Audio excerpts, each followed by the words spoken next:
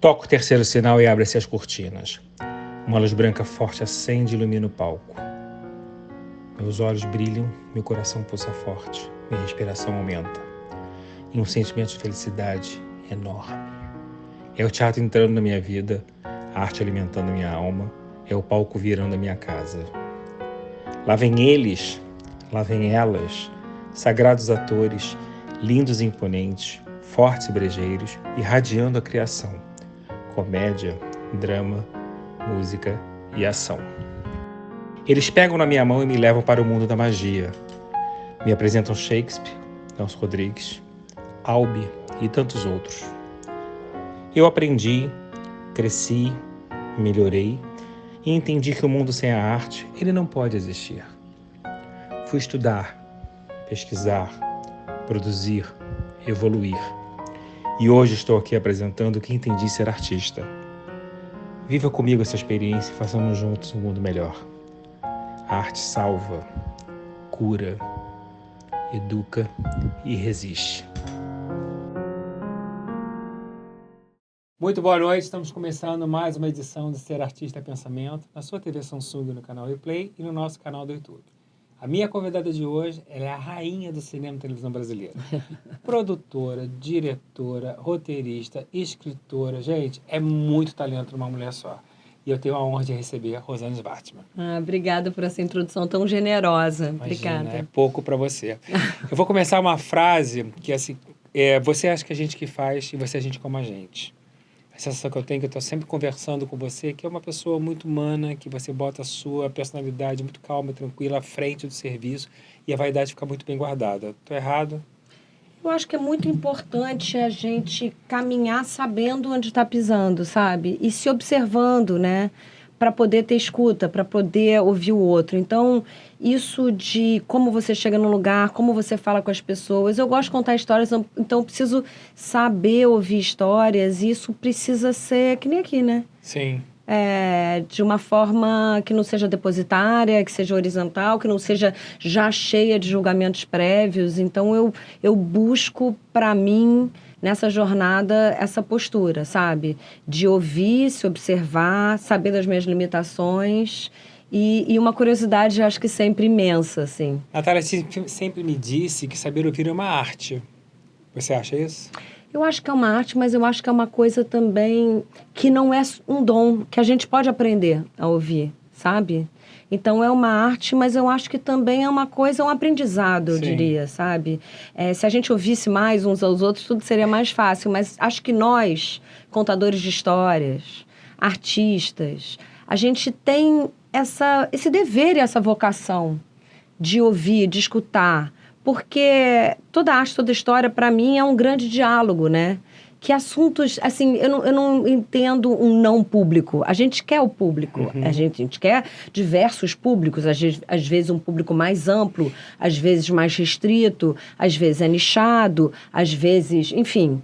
Mas a gente quer conversar com as pessoas, é isso que a gente faz, né? Desde aí pode ir lá para a fogueira, né? Para aquela coisa atávica em volta da fogueira, mas as histórias, né? O Harari fala da revolução cognitiva, eu adoro isso no livro dele, que fizeram a gente se entender como sociedade, e a arte faz a gente se entender como seres humanos. Mas você acha que a gente está se ouvindo mais?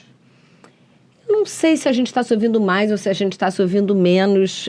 Às vezes eu acho que a gente está se ouvindo menos, né? Quando a gente, enfim, vê o que está acontecendo pelo mundo. Mas eu mesma... É aquilo, né? Aquilo de se me observar, né? Eu tento fazer disso uma prática na minha vida. Eu acho que todo mundo deveria também. Mesmo que você não trabalhe com contar histórias e tal, porque eu acho que tem a ver com empatia quando a gente ouve. Total. E tem a ver com tecido social. E tecido social é o que constrói a nossa sociedade. E empatia, o que a gente tem em comum, é tão mais importante para se entender como nação do que o que a gente tem de diferente, sabe?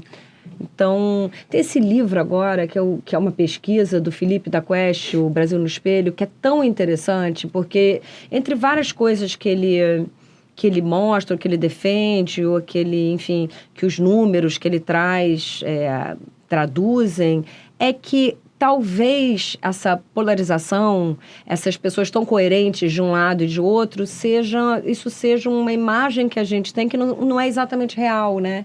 A gente tem coisas em comum com pessoas que talvez sejam de um extrato econômico-social, um espectro político, orientação sexual, e aí vai, um território, mas muito diferentes da gente, e talvez buscar o que a gente tem em comum faça a gente se respeitar no que a gente tem de diferente. Mas você acha que essa divisão no país política que nós sofremos é reversível, de uma certa maneira? Acho que não é... Porque nós nunca vivenciamos nada parecido do que a gente vivencia nos dias de hoje, um país rachado, né? Mas eu acho que sim, é um país rachado, principalmente no espectro político, mas se a gente parar e conversar com as pessoas são mais complexas do que A ou B, sabe? Então, não sei se é uma reversão, porque eu acho que é uma reversão de um otimismo, né? De uma utopia que eu não tenho. Mas eu acho que a gente pode tentar, sim, não com todo mundo, mas encontrar pontos de contato. Eu acho que tem pessoas que a gente pode, que é o nosso sim, caminho, né? É o caminho da arte outro, também, é o caminho né? da arte. Eu acho que a arte é política no sentido que ela revela, ilumina e faz uma reflexão sobre personagens, sobre histórias, sobre temas muito importantes. Mas ela também é política no sentido que ela conecta pessoas, ela faz essa conexão. E, para mim, a arte só existe com a conexão humana. Então, buscar essa conexão humana, é claro que não...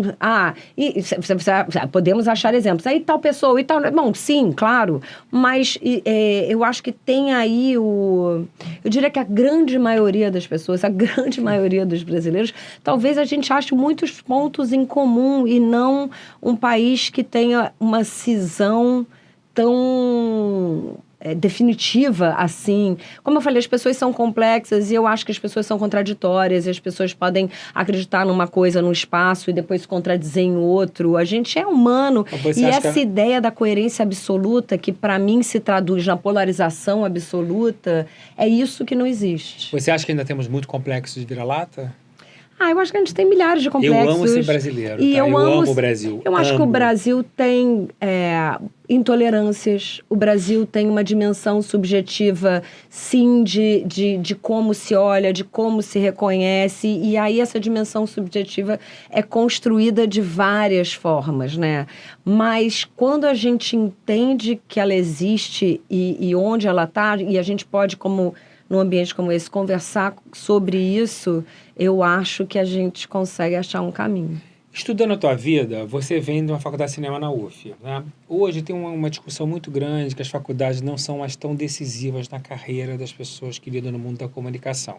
Eu sou da geração de que o pai falava muito, é importante ter uma faculdade, mas se eu tivesse que definir hoje a faculdade, para mim não teve a menor importância na minha profissão, eu fiz publicidade. Você acha que a faculdade ainda foi um ponto decisivo para a transformação da pessoa que você é? Com certeza. E eu acho que a publicidade também teve a ver com a pessoa que você é, o fato de você estar aqui, seu pensamento quando você constrói a sua marca, que você está fazendo isso nas redes sociais. É legal ter o seu olhar. Eu tenho certeza que as ferramentas que você aprendeu, você está usando. Eu acho também que a gente não pode falar que a universidade é definitiva. Foi na minha vida, é minha trajetória. Mas eu conheço pessoas, artistas, cineastas, que construíram a sua carreira de outras formas, em outros projetos, de outras formas que não são a universidade, é isso que eu quis dizer. Mas para mim foi muito importante. E eu voltei há poucos dias atrás, eu volto na UF, volta e meia para conversar. Você dá aula lá, não? Não, eu não dou aula, mas sempre que eu posso e me chamam para conversar em qualquer universidade, qualquer faculdade, mas também em grupos de inclusão, no que for, assim, projetos, em qualquer lugar ou congresso, eu gosto de ir, procuro abrir tempo para ir e eu gosto dessa troca porque eu acho que ensinar é aprender. Mas na minha vida, a universidade representou um espaço de troca com pessoas que queriam fazer o que eu queria fazer. Você entrou com o intuito de ser cineasta, né? Eu entrei sem saber. Quando eu fiz vestibular, eu descobri que existia uma faculdade de cinema no Rio. Em Niterói, na verdade, no estado do Rio. A UF. E, na verdade, naquela época só existia a UF, só existia o UNB em Brasília e a ECA em São Paulo. E foi muito difícil entrar para a UF. Eram só 10 vagas por semestre. Só? Só. E quando eu entrei para a UF, eu descobri um mundo de gente. E eu acho que a universidade também, o conhecimento e a troca generosa dentro da sala de aula e fora da sala de aula, que para mim foi tão importante quanto, fez toda a diferença na minha carreira. Tanto que eu voltei depois para o mestrado e voltei para um doutorado justamente para refletir sobre o audiovisual, sobre o que eu estava fazendo, a troca com pessoas que estão mais no campo teórico, trazer um pouco da prática. É a reflexão que a universidade traz, o conhecimento, é diferente de uma pesquisa de mercado, é diferente do imediato, é diferente do retrato imediato. Perfeito. É você entender o contemporâneo, o ethos, o espírito do nosso tempo, o que aconteceu, sei lá, o período pós-industrial, enfim, a gente entender melhor os caminhos e fazer uma reflexão, enfim, numa metáfora com novela e com série, não seria uma série procedural, seria uma novela de arco longo. Eu acho que a universidade Explica traz... para o espectador o que é uma novela procedural, de acordo com eles entenderem. Uma série procedural, procedure, né? Que termina e acaba. No mesmo capítulo. No mesmo episódio. E arco longo, e agora muitas séries têm arco longo, são séries que se desenvolvem com um gancho forte a cada final de capítulo, ou seja, uma cena que cria uma expectativa, mas que é uma história que acontece ao longo de vários episódios ou ao longo de vários capítulos. Na faculdade de cinema, de uma certa maneira, você ficou 4 anos pensando em ser uma diretora, uma roteirista, porque você desenvolveu muitas funções.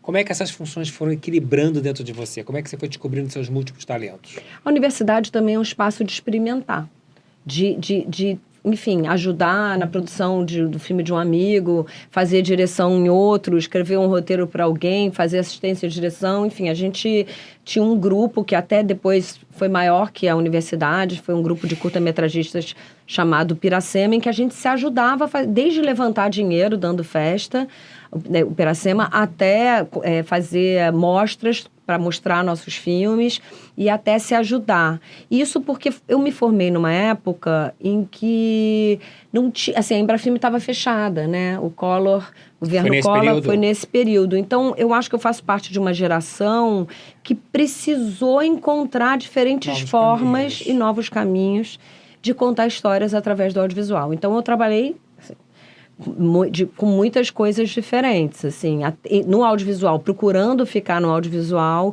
buscando estar no audiovisual, até começar a construir minha própria trajetória profissional como autora, como realizadora, né, como diretora.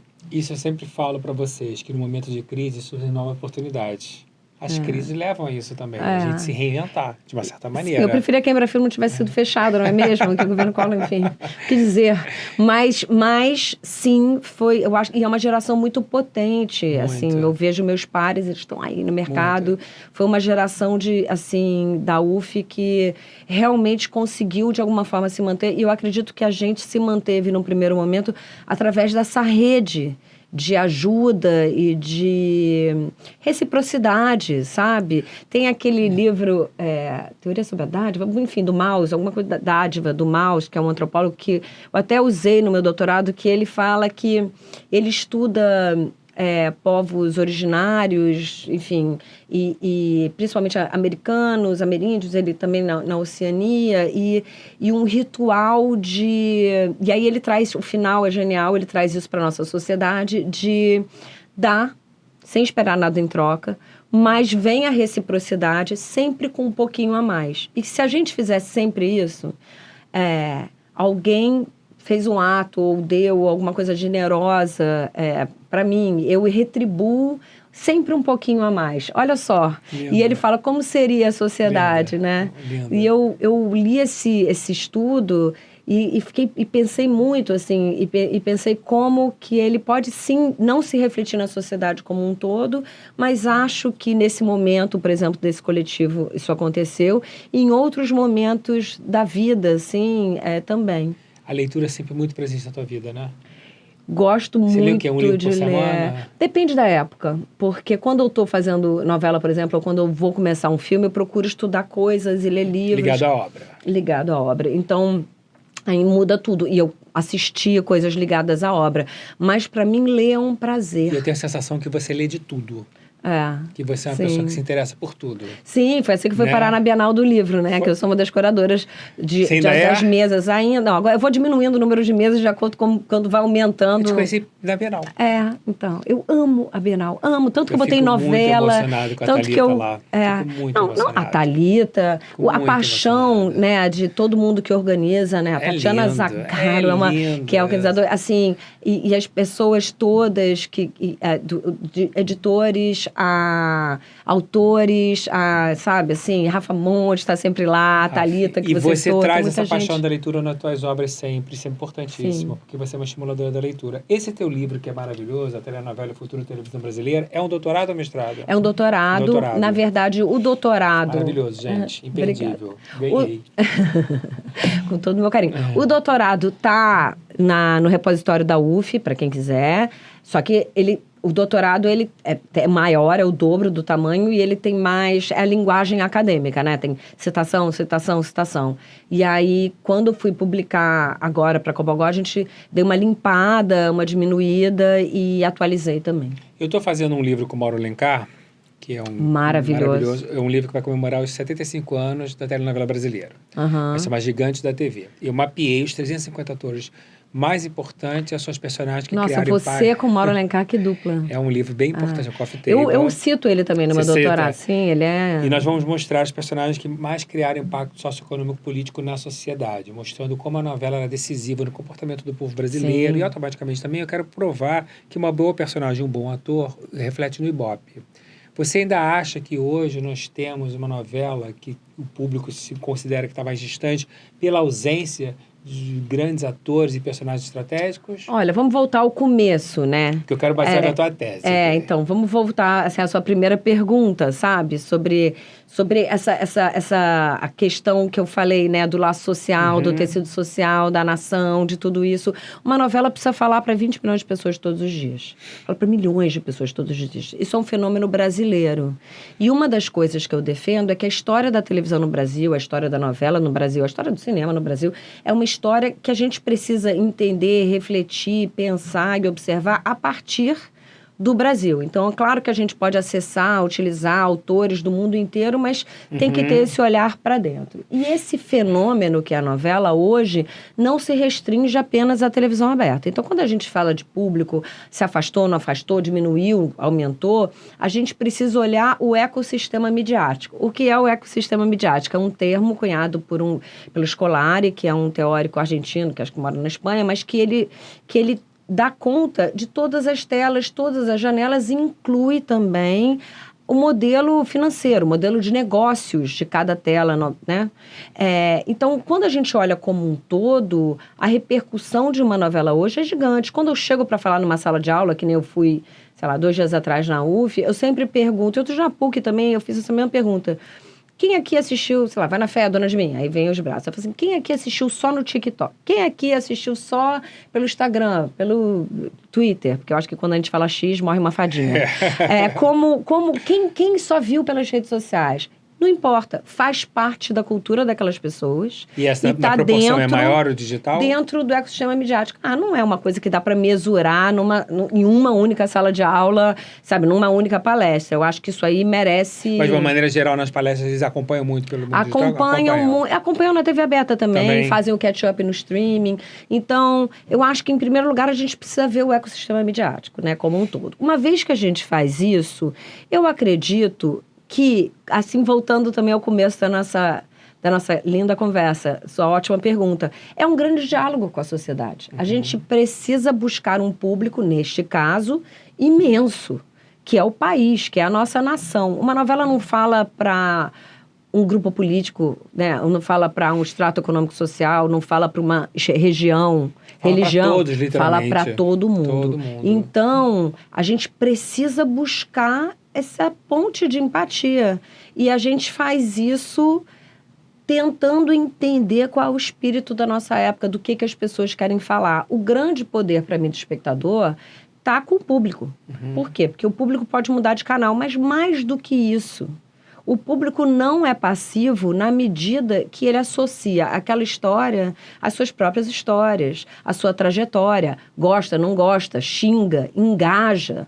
sabe? E só esse ato de associação já faz com que o público não seja um público passivo jamais, sabe? Então, o público tem o poder, o público tem o controle. E quando eu enxergo isso, principalmente considerando que a novela tem um modelo de negócio que todo mundo conhece na TV aberta, que é, sim, apoiado pela publicidade, pelo marketing, enfim, a gente sabe que isso depende da audiência, né? É como se esse pacto fosse transparente com o público, né? O público aceita, né, o merchan quando não tem um exagero imenso, aceita o break comercial e sabe que recebe em troca um conteúdo que é a novela, que depende da sua audiência. E o poder está com o público, sempre.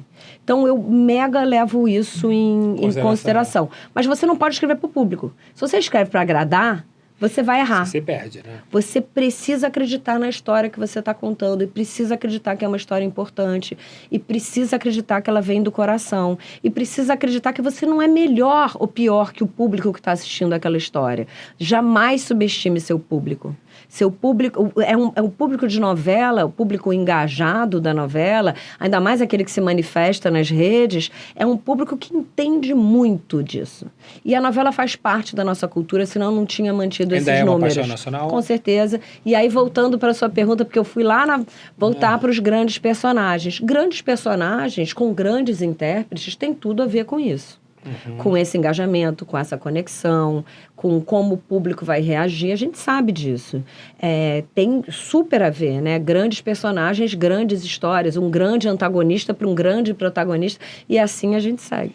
Eu vou voltar para a parte de pesquisa e estudo, porque me interessa muito você contar um pouquinho para as pessoas, porque você é uma artista 360, que eu defino muito bem no meu livro, Ser Artista, que originou o podcast, que é aquele artista hoje que é o empreendedor, que ele precisa aprender um pouco de tudo para construir a carreira dele, assim como eu faço com a minha paralela.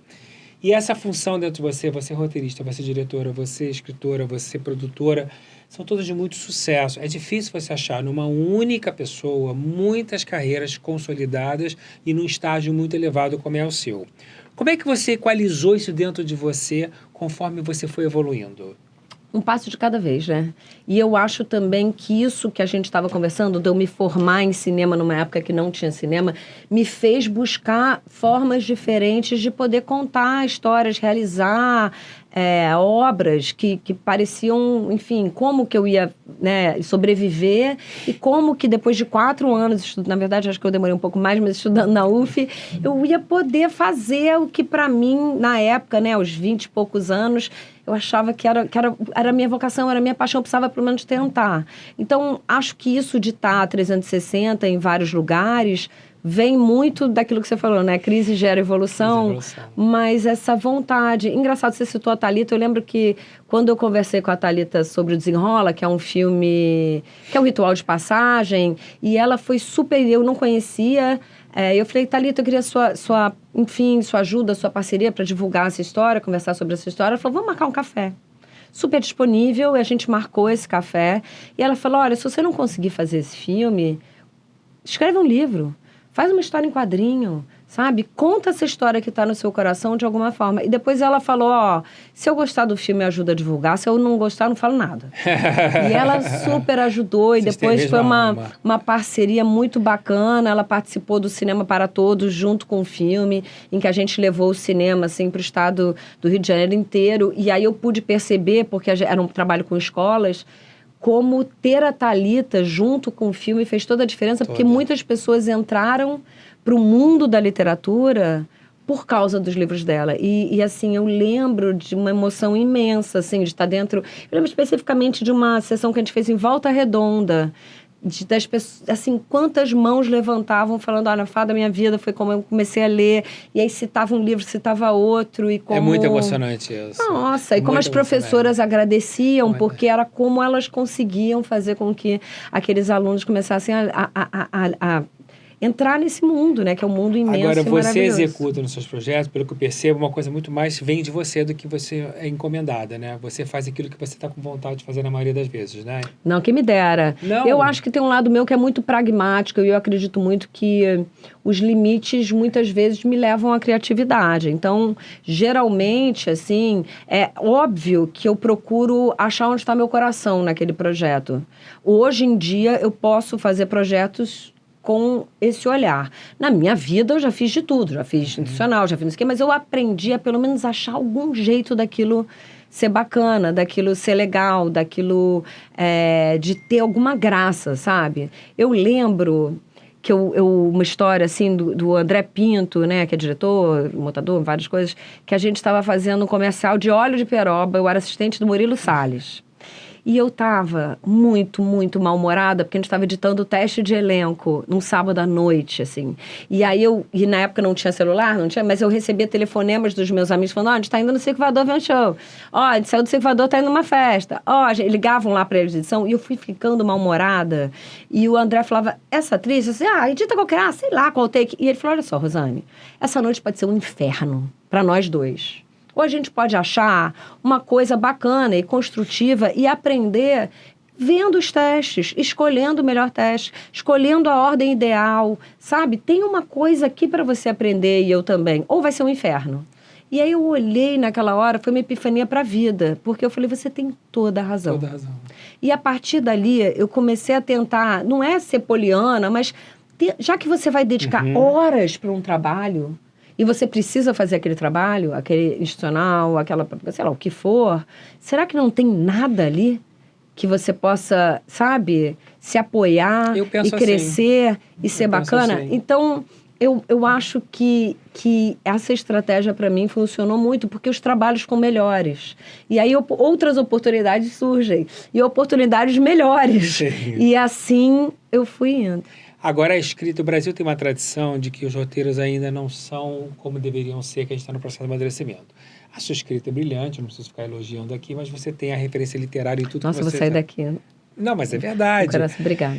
E aí você fez uma faculdade de cinema. A faculdade de cinema não te deu a estrutura de roteirista que necessária. Aonde foi que nasceu essa autora? Porque é peculiar também você escrever novela e fazer roteiro. A gente tinha um bom professor de roteiro na universidade, Tonico Amâncio. E durante a faculdade, um outro professor, o Roberto, me chamou para fazer um estágio na antiga TVE, na época se chamava TVE, e de roteiro também, de roteiro de documentários sobre grandes cineastas, e eu caí justo no Cacá Diegues e no Sérgio Rezende. Então, e aí também, escolas. E eu acho que também a escola, que eu conheço muitos cineastas e artistas que vieram dessa escola, que é da tentativa e erro, da escola da prática, sabe? Do aprendizado através da prática. E então, os meus primeiros trabalhos de roteiro vieram de curta-metragem, sabe? Muitas vezes. Mas então, com orientação ou sem orientação? Não. Os professores, né? Naquela época de estudo, e depois você, por conta própria, você lendo muito. Eu sempre acho muito importante, no doutorado, eu acho que... Eu não sei se eu mantive todos, mas sim, eu cito vários livros de roteiro. Para quem não está na universidade, não vai ter aula de roteiro, eu aconselho sempre tentar fazer um curso. Para quem não tem os recursos no momento para investir num curso, que é muito legal, porque num curso você... tá numa sala de aula, você tem a troca, você lê o roteiro um do outro. Acho que tem na internet, né, na rede, tem várias possibilidades também. O Sesc Senac tem algumas aulas gratuitas. Umas aulas, por exemplo... O Gustavo Reis aqui deu referência que ele aprendeu muito com Doc Comparato. Manual do Roteiro, é excelente. Você acha que ele é uma referência? Acho que é um dos bons livros para ler. Tem vários bons livros para ler. Com certeza, o Manual do Roteiro é um deles, e tem outros que eu cito. Mas eu acho também que tem as aulas do Sesc Senac, o CTAV, se não me engano, também disponibiliza algumas aulas online, sabe? Eu tenho no Sesc Senac uma entrevista que eu fiz com o Sebastião Lélio sobre roteiro e direção, que é um cineasta chileno, interessantíssimo, e tem outras aulas lá.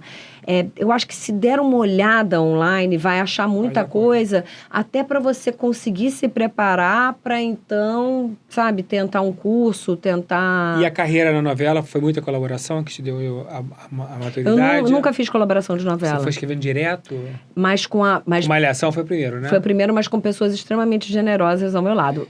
Foi o seguinte... Eu jurava que você tinha colaborado com outras pessoas. Eu já tinha feito série, já colaborei com o Lombardi numa série... que era com o Pasquim, com a Dani Vini, se lembra? Guerra e Paz. E aí, que é um cara maravilhoso. Maravilhoso. Assim, eu chamo ele do homem de 1000 ideias por minuto, assim, ele é incrível. Uma velocidade, Não, né? uma velocidade, uma energia, uma pulsão criativa estupenda. Sou muito fã e muito agradecida a ele. E aí, fora da Globo, eu fiz vários longas, 7 longas já, e o meu... terceiro longa foi o Desenrola, que é esse longa que foi uma pesquisa imensa, que é um longa que é um ritual de passagem, e foi um longa que eu fiz logo depois do mestrado. Então, foi muito interessante, porque na época que eu fiz o mestrado, as teorias sobre cultura da convergência, sabe, estavam ali nascendo, sobre conteúdos que podem deslizar de uma tela para outra, sobre narrativas transmediáticas, que são narrativas que nascem a partir de uma nave-mãe, eu acho essa analogia muito boa do Jenkins, e que depois, enfim, você pode ter vários satélites em volta. E, então, o Desenrola foi um filme que teve como pesquisa uma série de documentários no GNT, não ficção. Depois uma websérie com o apoio da Oi Futuro, que a gente colocou nas escolas. Depois um ARC, que é um jogo de realidade alternada. Depois, essa websérie virou uma série para Play TV, que a gente adaptou... Não acabou. Nossa. Que a gente adaptou junto com os atores, como se... revisitando a história, os personagens. A gente tem 2 temporadas de uma série para o Multishow, que uma antes e uma depois do filme. A gente teve um jogo multiplayer com chat ao vivo e um livro de ficção a partir do filme. Eu posso ter esquecido alguma coisa. Tudo isso você criou? Junto com a roteirista Juliana Lins, junto a Clélia Bessa, a produtora, mas também com equipes diferentes, entenda? Não fui eu que fiz todas essas narrativas transmediáticas que surgiram a partir do universo da pesquisa do filme. A gente tinha, sei lá, Mariana Rosa dirigiu a websérie, a gente teve outras pessoas trabalhando, Luiz Otávio Sena fez o jogo a partir da parafernália. A gente... trouxe um grupo, o jogo de realidade alternada, o João Afonso e pessoas que estavam fazendo mestrado comigo ajudaram a desenvolver. Então, tudo isso veio pela inspiração da universidade. Estava me explicando, perguntando por quê, por exemplo, né? E aí, o Desenrola, um executivo da Globo, a filha dele viu o Desenrola. E aí, levou o pai para ver. E aí, ele me chamou. E ele... junto com, na época, o Ari Nogueira, e o nome dele é Alex Medeiros. E o Ari Nogueira era com quem eu tive uma reunião e que foi super honesto comigo e falou, olha, a gente está fazendo aqui como se fosse uma concorrência interna para a próxima Malhação. Você não é da casa, no momento, já foi, mas eu posso... Na verdade, eu fui da Globo como diretora, né? Eu fiz Cacete e Planeta como diretora. Você dirigiu Humor, né? Humor, Cacete e Planeta e Garotas do Programa, e trabalhei com o Lombardi. Maravilhosa. Depois, a Marília tem uma história muito boa com ela. E aí, você quer tentar? Falei, quero tentar. Eu tenho uma pesquisa gigante, né? Porque eu entrevistei, sei lá, mais de uma centena de jovens para fazer o Desenrola. Tudo bem, só que só tem 2 semanas. Aí eu, com filhos pequenos, né, eu virei pro meu marido e falei, então, sabe as férias? Eles são seus. Você cuida. Vamos... eu vou ter que ficar escrevendo, eu vou ter que ficar trabalhando. E aí, fiz a sinopse. E aí, o Ari e o Alex me ligaram e falaram, a sua sinopse foi aprovada, mas você não tem a menor experiência fazendo... uma novela, ou fazendo... Eu chamo malhação de novela, ou fazendo nada que tenha mais de 15 capítulos, 20 capítulos. Porque eu já tinha feito seriado. E até um seriado a partir do Como Ser Solteiro, do meu primeiro longa. E aí eles falam, mas a gente tem uma... E eu ficava assim, mas eu já fiz tantos filmes, já fiz tantos seriados. Eles falam, não, mas novela você não entende. Mas a gente tem uma autora aqui da casa, que é a Glória Barreto, que ela vai te ajudar a escrever a sua história. Se eu não me engano, está até hoje lá. Ela voltou. Né? Voltou, né? Ela falou, e a gente se encontrou, ela falou, olha, eu vou assinar com você e vou te ajudar a desenvolver essa história, essa sinopse que você criou. A gente vai escrever junta. E ainda colocaram Ana Moretson, que ajudou nessa supervisão. Então, eu estava muito bem cercada. E foi uma... Então, Malhação foi a sua grande escola. Foi, e a Glória me ensinou, e a Ana... tanto, e não só elas, quanto na equipe tinha o Charles Peixoto, que foi também, e depois ele virou, porque depois a Ana precisou sair para fazer Saramandaia, a Glória precisou sair, aí ele virou meu supervisor, que era... que foi que ambas voltaram para a Globo, né? E o Charles ajudou na criação, né, de Malhação, então, e uma equipe super legal, assim... e aí a gente tinha Paulo Raume, que depois virou meu parceirão, escrevendo novela, Natália Sambrini, a Juliana Lins foi para Malhação Sonhos, mas nesse primeiro não, o Diego, da banda Scratch, a Priscila Steinman, a Cristiane Dantas, realmente muita gente legal, assim. Como Malhação é importante na formação de mão de obra, né? De uma maneira geral, e vai voltar agora, se eu não me engano, no digital, tem um projeto lá. Eu não tenho ideia. E eu soube que ia voltar no digital, tomara que volte, porque é uma maneira de lançar pessoas, testar pessoas. Sim, mas será que a novela digital, que a gente chama de novelinha vertical, digital, sei lá como você quer chamar... Não temos essa moda, mas né? será que ela tem a vocação de formação? Eu acho que sim. Acho que estamos descobrindo juntos mas eu acho né? que tem essa vocação. Mas é uma opinião, tá? Não é nada... Sim. Mas aí foi através do cinema que eu virei autora. Entendi. Você tem alguma paixão maior como diretor ou roteirista? Ou não? Tudo mesmo o cinema tem uma linguagem, a televisão tem outra, streaming tem outra. Eu gosto de poder transitar e contar histórias a partir de cada um, né? Pensando em cada uma dessas telas e janelas, mas lembrando sempre que aquela do ecossistema, né? O cinema... agora, né? O descontrole está nos cinemas, mas a gente sabe que vai para o streaming daqui a um tempo e depois vai para a TV aberta daqui a um tempo, sabe? Eu acho isso tudo Vamos aproveitar muito até falar em cima disso, porque essa discussão do momento... Vivemos a crise da necessidade da regulamentação do streaming, né? Ela é fundamental para o futuro da nossa dramaturgia de uma maneira geral. Como é que você analisa esse momento, sendo uma estudiosa de mercado, com essa chegada da possível regulamentação que está na beira de ser aprovada? Em 2019, quando eu defendi minha tese, eu fiquei na maior dúvida do que eu colocava sobre isso, porque tem um capítulo que fala sobre isso. Tô louco pra ler, desculpa, não imagina, amor. E eu escrevo, 2019. Olha, até agora não houve regulamentação, mas eu acredito. Mas eu achava que ia ser em breve, sabe? Eu tô falando de 6 anos atrás já. 2019, então. Então, é muito, assim, as plataformas estão aqui há mais de uma década. A gente precisa regular isso, assim como todo o resto é regulado, assim como precisa regular. Precisa regular, porque o rádio a televisão a TV a cabo por que não? O streaming, com a presença que tem. E mais do que isso, né? O Brasil é um grande mercado. É um dos primeiros mercados. Do mundo, né? Vai mudando, né? Mas dependendo da plataforma e dependendo do ano, mas é um grande mercado. Então, a gente tem aí, sabe? A gente está numa posição muito forte para negociar. E então, eu acho que a gente precisa negociar espaço, a gente precisa negociar percentual, a gente precisa negociar também, que eu acho muito importante, proeminência. A gente precisa estar na capa. Assim como a Lei do Cabo, 12.445, 2.400, negociou sim que a gente precisava ter conteúdo brasileiro também no prime time, né? No percentual, foi muito feliz.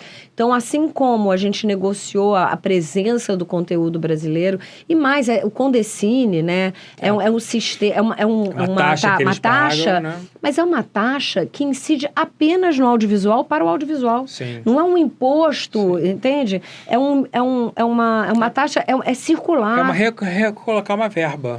Eu acho, enfim, de extrema importância, não sei em quantas... claro que tem uma discussão de como que é essa lei, mas eu acho que é muito, muito, muito, muito, muito importante que a gente tenha algum marco regulatório de uma presença que já está aqui há mais de 10 anos. E eu acho que vai ser bom para todo mundo. A gente viu o que aconteceu com a TV a cabo, que teve aquele medo no começo, como é que será conteúdo brasileiro no prime time? E, no entanto, super funcionou. Deu muito certo. E eu acho que vai dar muito certo também. O teu passado de diretora de humor, né, você fez 2 programas que eu particularmente adoro. Um tinha um envolvimento emocional por causa da Marília Pêra, que eu quero que você me conte a história com ela. Mas você pegou uma época... Que elenco, né? Que elenco, né? Uma época que o humor era livre, no sentido de uma maneira geral, né? Vocês podiam fazer humor com tudo. E as coisas foram mudando de uma maneira até madura, que tem necessária. Você acha que hoje está muito difícil fazer humor de uma maneira geral? Olha, não é o que eu estou fazendo hoje. Apesar de que na Novela das 7 a gente precisa ter humor, né? Mas a gente sempre tem que aprender e eu acho que as limitações, às vezes, a gente ganha em criatividade. E a minha teoria é o seguinte, até escrevendo novela, machucou, magoou, ofendeu, não precisa. A gente vai ter uma nova ideia, a gente vai ter uma terceira ideia. Sabe? Sim, acho ótimo. Então, a regra na sala de roteiro é, se alguma coisa causou um incômodo, vamos rever? Será que é tirar ou será que é uma outra via? Qual era a intenção daquela cena? E também eu adoro aquele último episódio sobre o Bussunda, que a filha do Bussunda faz lá no documentário do Cláudio Manuel, não sei se você assistiu. Eu vi o documentário.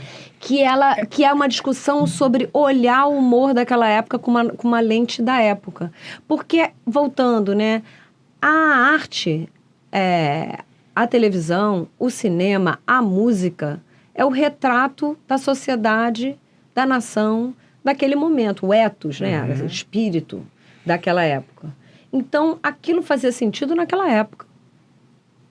A gente precisa ter esse olhar. Não é ser um olhar necessariamente generoso, mas é um olhar que precisa ter essa reflexão. Sim. As pessoas estavam numa sociedade onde muita coisa era naturalizada. Que bom que hoje não é. E a dor do outro é a sua dor também, né? Eu acho que dá para... Mas é isso, eu não trabalho... Mas sim, a gente tem muitas brincadeiras numa Novela das 7, a gente tem núcleo... Eu já tive núcleo de humor, às vezes, nessa última novela, a gente preferiu, em vez de fazer núcleo de humor, trazer humor e situações engraçadas para todos os núcleos, mas sempre com essa preocupação. Mas você é considerada a rainha da diversidade. Todo mundo diz que você traz força e voz para as minorias, tem um olhar... Porque fica melhor, porque o roteiro fica melhor. Isso é uma coisa que você pensada ou é uma coisa que já faz parte da sua personalidade? Olha, eu fico olhando para trás e vendo que isso foi gradativo. E, obviamente, se eu pudesse voltar atrás, ou se eu pudesse, eu fico pensando quantas coisas... Né? Mas as obras, mais uma vez, estão cristalizadas naquele tempo e espaço. Sim. E é muito cruel você julgá-las quando naquela época você não tinha as ferramentas, ou o entendimento, ou a sabedoria para fazer outra coisa. Mas hoje eu penso que não é à toa, é o seguinte, a sociedade pós-moderna tem sempre essa controle, resistência, não é uma coisa linear, né? A gente fala, nossa, como a gente está mais careta em algumas coisas, mas, por outro lado, como a gente evoluiu em outras. E se a gente for pensar nessa busca por representatividade, por equidade, eu acho que nisso a gente evoluiu. Não é à toa que as marcas... Né? Você vê as propagandas estão tentando trazer e trazem, né, esse pensamento para dentro, e eu acho que é natural que o audiovisual faça isso também, e eu acho que as novelas como um todo, porque é claro que várias histórias podem ser contadas, tem histórias e histórias, mas como um todo a gente precisa pensar que é importante sim trazer personagem, você não consegue, eu gosto muito de trazer tem um conto do Borges que ele chama, no livro eu falo o nome, mas agora não vou lembrar, que um rei chama um cartógrafo e fala assim, eu queria que você fizesse um mapa do meu reino. Claro, pois não, ele faz um mapa. Aí o rei olha o mapa e fala assim, mas está faltando, sei lá, as montanhas todas, aí ele faz um mapa maior. Então, cadê as árvores, as casas? Aí o mapa fica melhor, mas eu estou sentindo falta das pessoas. E vai indo, até que o mapa fica do tamanho do reino. Então, é impossível ter um mapa do tamanho do reino. Mas a gente precisa buscar, a cada história, iluminar personagens, pessoas que fazem parte da nossa sociedade. E é uma sociedade que clama, sim, por diversidade e representatividade. Então, não é à toa que a gente vê isso acontecendo nas marcas e, por que não, na televisão e no cinema. Então, nesse sentido, mas lembrando também que, principalmente a televisão, ela precisa dialogar com a nossa sociedade. Então, se a nossa sociedade é hipócrita ou conservadora ou busca mais diversidade, isso vai estar refletido por causa da audiência. Você segue Mas no cinema, você tem uma liberdade de trazer histórias e vozes maior e mais... que eu acho que na televisão, como autora, eu preciso testar os limites e as fronteiras. Mas acho que tem um esgarçamento maior para isso, obviamente, quando você vai para o cinema e para as comissões que decidem para onde vai a verba dos fundos e tal. Você, quando escreve a novela, você escuta o tempo todo o grupo de discussão? Você está ouvindo eles ali? Então, é assim, o grupo de discussão acontece nessa novela Dona de Mim, por ter 227 capítulos, enorme. Eu pedi um segundo grupo de discussão. Na verdade, eu pedi mais 2 grupos de discussão, mas no desenrolar da novela não ia dar tempo, mais um grande grupo de discussão. O grupo de discussão é importantíssimo, porque ele é construído a partir do espelho de quem assiste a novela e de quem poderia assistir a novela, mas só vê esporadicamente. Esse é o espectador que eu preciso pegar. O que está acontecendo que essa pessoa que está em casa, que poderia assistir a novela, não assiste? O que está na rua, que está no... Esse é muito difícil. É que nem a gente estava falando do espectro político. Né? Se você tem alguma coisa em comum com alguém, você pode conversar e tentar se entender quais são as diferenças. Mas tem pessoas que estão lá muito longe. Mas o espectador assíduo é importante para você entender por que ele gosta da novela. E o espectador esporádico entender o que poderia ter a mais, que agradaria esse espectador esporádico e que poderia fazer com que ele ficasse na novela. E depois de todo o grupo de discussão, eu vejo o Ibope aumentar. Sempre aumenta. Porque você pega esse espectador esporádico. Que é o que ele está trazendo, que o público quer ver. Quando você lê assim, o grupo de discussão foi ótimo. Isso não existe, porque o grupo de discussão não é feito para aprovar ou desaprovar uma novela. Mesmo uma novela extremamente popular, vai ter um espectador esporádico. E um grupo de discussão é feito para trazer esse espectador esporádico. E é difícil alterar uma história em função do grupo? Você fica pegado? Olha, nunca eu precisei alterar uma história. Eu precisei, às vezes, trazer mais humor, trazer mais suspense, criar mais ação. Um personagem é muito amado, eu trago mais história para esse personagem. Mas nunca mudei a história por causa... Assim, mudar a história por causa do grupo de discussão. Você fez ajustes na história. Ajustes. E são sempre ajustes importantes. Mas por que o grupo de discussão é importante? Porque ele espelha o público da novela que está em casa. É que nem uma pesquisa de, política, que nem, entende? É muito parecido. Aquela pesquisa de região, de faixa etária, de extrato econômico social, espelha uma eleição. Assim como aquele grupo espelha quem está assistindo uma novela, por exemplo. Né? A rede social é um olhar para você? Vale? A rede social... é um lugar incrível para insights e ideias pelo engajamento. Mas não é um termômetro da audiência. Muitas vezes, o grupo de discussão sempre vai ter uma questão, um personagem, uma história que discorda muito, diametralmente, das redes. Por quê? Porque o grupo de discussão e a novela, quem é que assiste novela? Terceira idade, a maioria das vezes. Não, mulheres 35 mais. 35 já? 35 mais. Um pouquinho mais velha. Não, esse é o grande grupo. O grande grupo é mulheres 35 mais. Isso não significa que não tenha, 20... Tem outros percentuais e muito altos de jovens, de pessoas... Eu jurava que era 45 mais 50. Homens, jovens. Tem outros grupos, mas o maior grupo é 35 para cima. Né? Inclui 45 e 50, mas esse é o maior grupo. Então, uma rede social, por exemplo, como o Twitter... se não me engano, a média... Eu falo muito disso no livro também. É 18 a 29. Muito mais jovem. 2. Uma novela, o que importa... Quer dizer, tudo importa. Mas o PNT é muito importante. E dentro do PNT, São Paulo tem o maior peso. No Twitter... Quase que eu falo X. No Twitter, uma hashtag pode subir com quantos comentários? 5 mil? E quantas pessoas... estão realmente participando para fazer 5 mil comentários? 1.000? 2.000? A gente está falando de 20 milhões de pessoas. É um espectro muito maior. É um espectro muito maior e muito diferente. Uma hashtag pode subir com 5 mil pessoas de Casimiro de Abreu. Mas, no entanto, o que interessa no PNT é a audiência a proporção, né? São as 15 praças, mas São Paulo, Rio de Janeiro, Belo Horizonte, Brasília, aí vai indo. Salvador, Porto Alegre, Curitiba, bom, eu não vou listar as 15, porque eu vou faltar um. Você acompanha isso diariamente? Eu acompanho minuto a minuto diariamente e eu acompanho as redes diariamente. Por quê? Porque já teve muita ideia, muita coisa legal que surgiu de um comentário no Instagram, de um tweet, de alguma coisa que eu li no Facebook. Porque são pessoas que curtem novela, tão engajadas. E eu já conheci muita gente bacana também, sabe? Pessoas que se debruçam e que são apaixonadas por novela e que eu conheci graças às redes sociais. Então, hoje, para você, uma pessoa que escreve novela, é impossível ela ignorar esse acompanhamento. Não, você pode fazer o que você quiser, mas é porque ignorar é você ignorar uma fonte. Sabe assim, eu gosto de andar na rua, eu gosto de conversar com as pessoas, tem pessoas que eu gosto de saber a opinião, mas a Mariana Zahar, por exemplo, que é uma editora, eu adoro saber a opinião dela sobre as novelas, às vezes eu mando sinopse para ela ler, sabe? Assim, então, mas as redes sociais você precisa ler com parcimônia, sabendo que elas não são equivalentes à sua audiência. Se você seguir as redes sociais, talvez você perca a audiência. Entende? Entendi. Você não pode seguir as redes sociais, mas nas redes sociais tem pérolas. Nas críticas, nos elogios e nas ideias. Você se abala com uma crítica quando não é positiva? Olha, eu não vou falar, tá ótimo. Não, mas eu leio. Lê. E eu acho importante a gente ter... raríssimo, porque eu acho importante a gente ter crítica de televisão.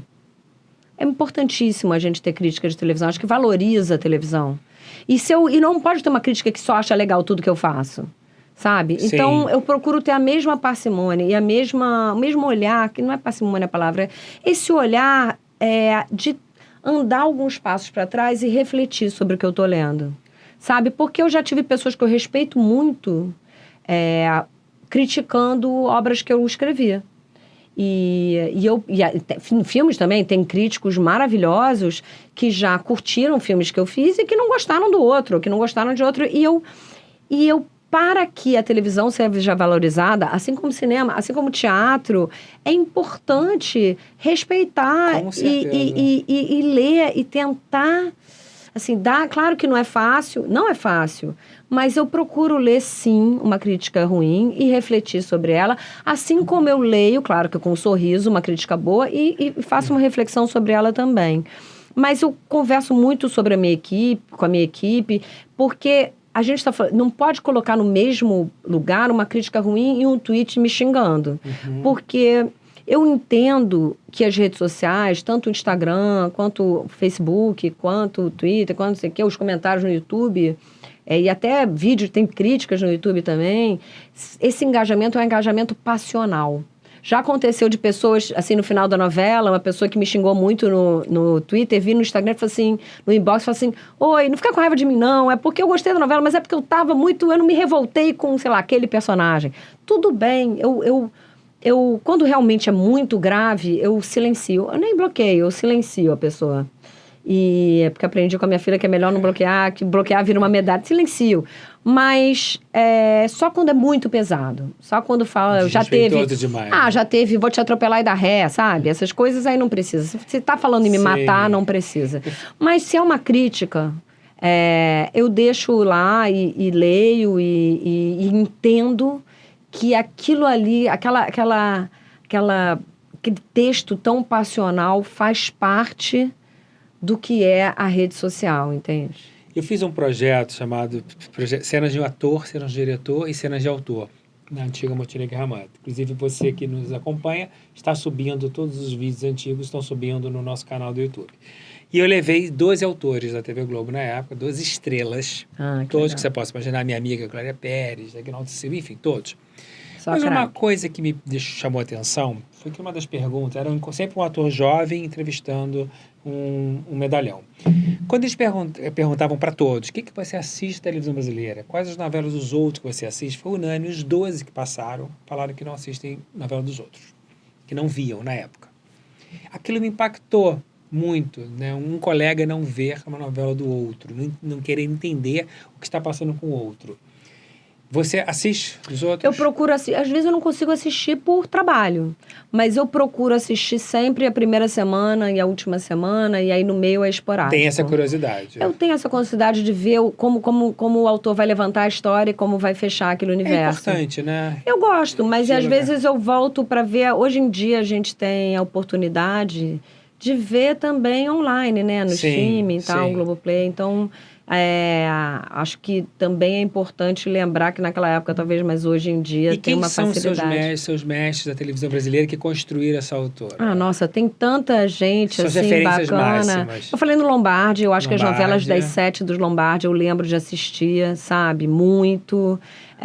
Claro, Janete Claire e Vani Ribeiro, que são pessoas que eu estudei. As mestras, né? Mas você citou Glória Pérez. Glória Pérez foi literalmente uma professora para mim, numa oficina, me ensinou muitíssimo. Valcir, a capacidade dele de mudar um transatlântico no meio do caminho, para mim é impressionante. O Aguinaldo, eu acho que... Você leu a biografia do Aguinaldo Silva? Não, ainda não li. Merece, assim, o seu tempo. É uma biografia incrível e você entende muito das histórias que ele cria, sabe, para televisão, assim, que são... O Mauro fala também... muito que as novelas estão muito mais clipadas, que as cenas estão menores, que tem uma velocidade maior. Mauro Alencar, né? Mauro eu concordo Alencar, com ele. Ele fala muito isso. A gente trabalha toda essa semana no livro, né? Que a gente vai mostrar muito isso. Você tem hoje uma orientação dessa velocidade ou isso é uma coisa natural que a televisão está oferecendo? Olha, engraçado, né? Porque a gente fez uma mesa, foi no Rio Tussi, e eu falei que eu tenho essa impressão também. E a Manuela falou que ela gosta das cenas grandes, a Manuela disse. Então, não sei também, né? Eu esqueci o João Emanuel Carneiro. Outro dia eu falei, encontrei com ele, eu falei assim, eu quero estudar como você faz cenas tão impactantes de 2 em 2 pessoas. Tem 2 pessoas... tem uma coisa teatral, assim, no jeito dele escrever. Total. Só porque eu acho ele o máximo. Eu fico também sempre acho ele com milhares de firulas e pessoas em cena. Então, eu concordo com o Mauro Alencar. Eu acho que na obra da Manuela, não. Ela está buscando cenas maiores e mais profundas. Alicia Manzo também é uma autora maravilhosa, com cenas... Mas eu tenho a percepção que, em geral... As cenas estão mais curtas e eu acho que isso tem a ver, mais uma vez, com o nosso tempo, né? Com essa atenção cada vez mais dispersiva. Então, principalmente às 7, a gente precisa... correr. Às 7 tem uma diversidade muito grande de público naquele horário. Gente chegando, gente saindo, fazendo jantar, fazendo... A casa está muito movimentada, né? Isso que a gente vê nas pesquisas. Então, eu procuro trazer muita ação, trazer cenas rápidas, trazer... um pouco de cada gênero narrativo dentro da novela. O que eu quero dizer com isso? Romance, humor, né? Um pouco de ação, né? Tudo isso, suspense, para poder pegar esses diferentes públicos.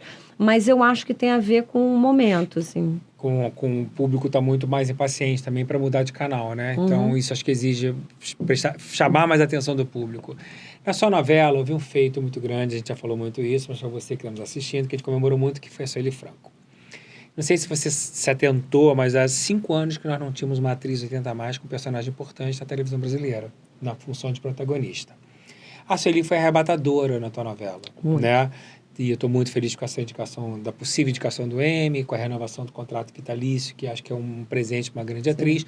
Você trouxe muito... Presente não, merecido. Merecido, mas assim, é uma coisa que a gente nem esperava e você contribuiu muito para isso.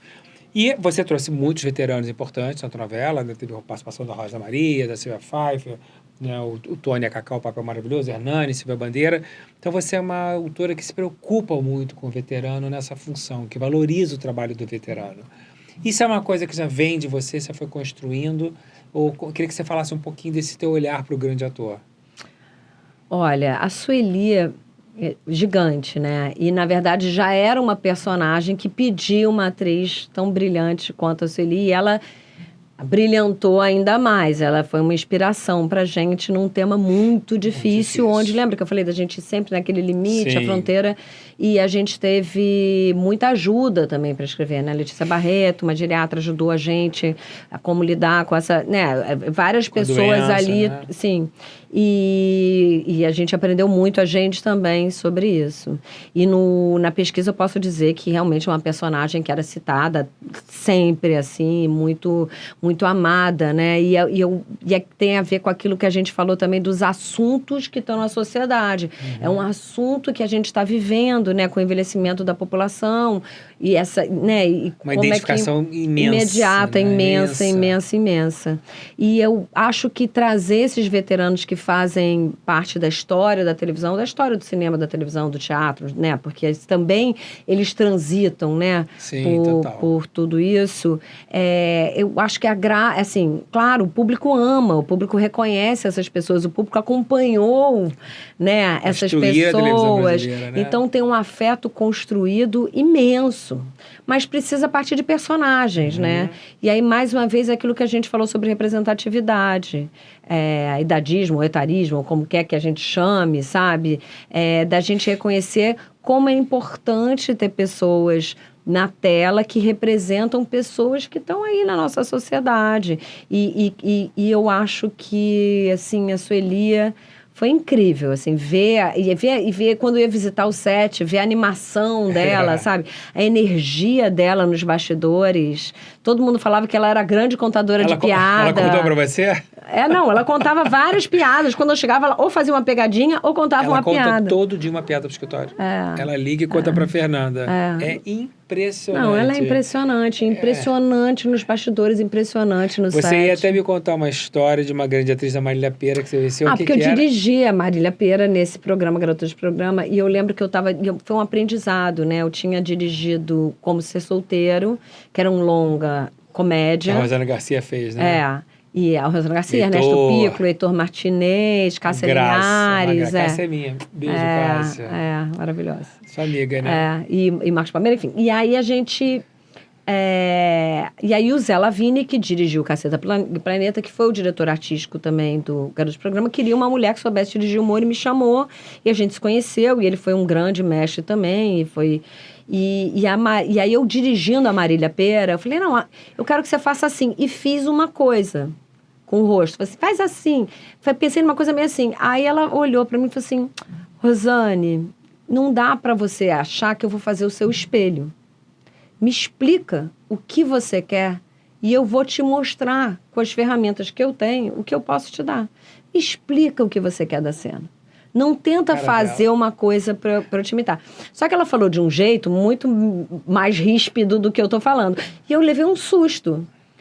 Só que até a gente chegar nesse lugar, porque ela falou, não faz espelho, porque para eu te imitar. Ela falou uma coisa assim. E aí, quando chegou na hora de outra cena, ela falou, mas como é que eu faço essa cena? Eu falei, não sei. Como é que você quer fazer? Você não quer se dirigir? Ela falou, não, Rosane, vamos conversar aqui. E aí ela me deu essa aula. Ela falou, me diz o que você quer e eu vou fazer. Você conseguiu? Consegui, aprendi, levei isso pro resto da minha vida. Eu não faço nada que eu sempre me observo e falo assim, peraí, eu tô fazendo alguma coisa, porque eu não quero que um ator mimetize e eu, péssima atriz. Sim. Mas como diretora, eu sei dizer o que a cena precisa. E ela me deu essa grande aula. Maravilhoso. Então eu agradeço. Ela era incrível, né? Então ela me deu uma aula ali naquele nosso... pequeno atrito, nem foi um atrito. Não, acho que não, eu conhecendo ela era assim mesmo. E a nossa relação foi maravilhosa. Mas ela me deu uma aula sobre direção de ator, ali, sabe? Muito legal. Direção de atriz, ali e daí pra frente foi maravilhoso. E eu nunca esqueci dessa aula. Muito legal. Você escreve pensando no ator? Ou não? É raro porque nunca tenho controle sobre isso. Você se envolve com É raro, mas às vezes acontece. De eu imaginar uma atriz e depois não vai ser essa atriz. Já aconteceu bastante. E às vezes mas é raro. E você se envolve na escalação? É o seguinte, para mim a escalação tem que ser assim, em novela. Se eu vou... É uma obra aberta. Então não pode ter alguém que eu não veja como a personagem. Você não vai conseguir escrever. Então você aprova um por um. Sim, mas também não sou eu que escolho. Porque não pode ser uma atriz que o diretor não acredita também para aquela personagem. E às vezes não é o talento, é a personagem. Sempre é a personagem. Eu não estou procurando uma grande atuação, estou procurando aquela personagem que envolve, claro, uma grande atuação. E o diretor precisa aprovar. Por quê? Porque o diretor precisa acreditar, senão a direção ele não vai conseguir dirigir, também vai ficar ruim, também o personagem vai cair. E o produtora, precisa também estar lá. Por que o produtor precisa aprovar? Porque às vezes a pessoa está com uma agenda impossível. Às vezes não cabe no orçamento o que o talento merece receber. Então, é uma conjunção entre o roteirista, a autora, o diretor, diretora e o produtor, produtora. E depois disso, ainda tem os executivos da empresa, que muitas vezes têm estratégias que me escapam, mas que me escapam porque não fazem parte do escopo do meu trabalho. E que vão falar, não, essa pessoa não, porque essa pessoa a gente está imaginando para um outro personagem que vai ser muito melhor, ou que vai ter mais a ver, ou que é maior, ou que a gente, então, não dá, já está reservado, aí tem outras coisas. Mas você, por acaso, assim, se a pessoa te bota uma proposta, uma pessoa que você não visualiza, você fala não ou você apenas faz sua ressalva? Não, falo não. Sabe por quê? Porque eu não vou conseguir escrever. Ah, então isso é importante. Porque eu não vou conseguir escrever para aquela personagem. Então, muitas vezes, eu já mudei personagens por uma escalação que eu falo, não, essa escalação vale a pena. Vou mudar a idade, vou mudar... Já fiz isso várias vezes, mas... não dá para ter alguém que eu não acredito fazendo a personagem. É fundamental. Né? E eu acho muito legal esse respeito da direção e da produção nesse lugar, assim como eu respeito... Claro. Já teve vezes que eu falei, cara, eu escrevi pensando nessa pessoa, por favor. E o diretor falou, então, essa pessoa não vai dar porque não acho, não acredito, por A, B, C, D. Eu também respeito, porque precisa ser... Sim, tem que ser democrático nesse ponto. Novela das 9, teremos, Rosane? Ah, não sei. É uma questão... Tem uma torcida, né? Mas tem uma galera falando que essa novela tem que vir. Mas posso falar, eu sou apaixonada pelo horário das 7. Não tenho, assim, nada contra escrever para as 9, mas eu gosto de onde eu tô, fazendo o que eu tô. Tem uma técnica para escrever para as 6, para as 7, para as 9? Claro, é diferente. Não é nem técnica, mas a gente sabe que às 9... tem um público mais velho, a gente sabe que tem uma concentração maior, a gente sabe que, né, que às 6, por exemplo, tem um público feminino maior do que às 7, né? Às 7 já tem mais homens assistindo. Mas às 7 foi uma escolha sua ou foi uma consequência? Foi indo? Foi consequência. Foi o Silvio de Abreu, que é um grande mestre. Grande mestre, assim. E a Edna Palatini, que tirou uma sinopse da pilha e deu para ele ler. E a gente e foi uma sinopse que eu escrevi entre Malhação Intensa e Malhação Sonhos e entreguei e ficou por isso mesmo. E aí, enquanto a gente estava... Aí, Malhação Sonhos, enquanto eu estava escrevendo Malhação Sonhos com Paulo Raume, PP, veio um telefonema do Silvio falando, Rosane, achei uma sinopse sua aqui.